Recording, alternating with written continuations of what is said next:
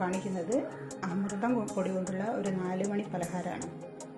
Easy ആയിട്ട് ചെയ്യാൻ പറ്റുന്നത്. അതിന് ഒരു 6-7 മിനിറ്റ് റോസ്റ്റ് ചെയ്ത അമൃതം പൊടി വേണം. അത് റോസ്റ്റ് ചെയ്ത് വെച്ച അമൃതം പൊടിയാണ്. 6-7 മിനിറ്റ് സിമ്മിലിട്ടിട്ട് റോസ്റ്റ് ചെയ്താൽ മതി. ഹൈ സ്പീഡിലാവുമ്പോൾ വേഗം കരിഞ്ഞു പോകും. പിന്നെ കുറച്ച് അണ്ടിപ്പരിപ്പ് ഒരു ചെറുങ്ങനെ റോസ്റ്റ് ചെയ്തെടുത്തത്.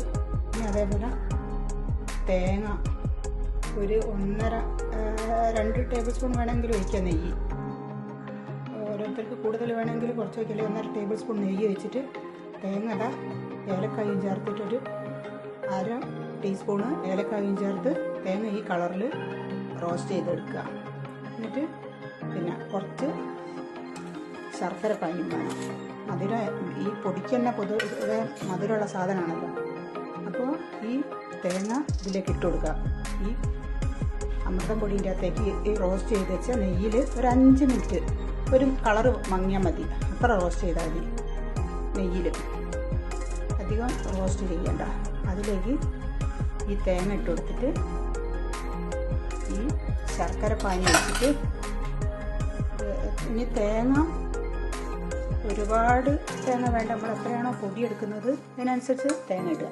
അപ്പോൾ തോന പൊടി എടുത്തിട്ട് തോന തേങ്ങയും കുറച്ചുകൂടി തേങ്ങയും കുറച്ചുകൂടി ശർക്കര പാനിയൊക്കെ അതിനനുസരിച്ച് മധുരം എത്രയാണോ മധുരം വേണ്ട ഓരോരുത്തർക്ക് അതിനനുസരിച്ച് ഇതൊന്ന് ഇളക്കി കൊടുത്തിട്ട് ഇതിലേക്ക് ഈ ശർക്കര പാനി പാകത്തിന് ചേർത്ത് കൊടുക്കുക.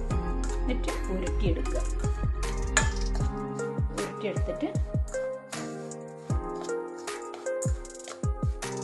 അണ്ടിപ്പരിപ്പും അതിൻ്റെ മേലെ വെച്ച് കൊടുത്താൽ മതി. നല്ല സൂപ്പർ പെട്ടെന്ന് ഈസി ആയിട്ട് ചെയ്യാൻ പറ്റിയ ഒരു 4 മണി പലഹാരമാണ്.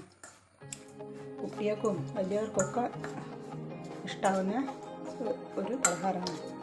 കുട്ടികളൊക്കെ കുറച്ച് ലേശമൊക്കെ ഇതൊക്കെ കഴിക്കാൻ പറ്റിയ കുട്ടികളാണെങ്കിൽ ഈ അമൃതം പൊടിയൊക്കെ ഈ കുറുക്കൊക്കെ കഴിക്കലൊക്കെ കഴിഞ്ഞിട്ട് പിന്നെ ഇതൊക്കെ കഴിക്കുന്ന കുട്ടികളുണ്ടാവില്ലേ, ഒരു 3 വയസ്സൊക്കെ ആവാനായേ, ആ കുട്ടികൾക്കൊക്കെ ഇതൊക്കെ നല്ലോണം ഇഷ്ടപ്പെടും. ഇങ്ങനെ ചെയ്താൽ പെട്ടെന്ന് കഴിയും. ഇതിലേക്ക് ശർക്കര പാനി ആവശ്യത്തിന് വെച്ച് കൊടുക്കുക. വീണ്ടും ഇളക്കി കൊടുത്തിട്ട് ഇട്ടുക.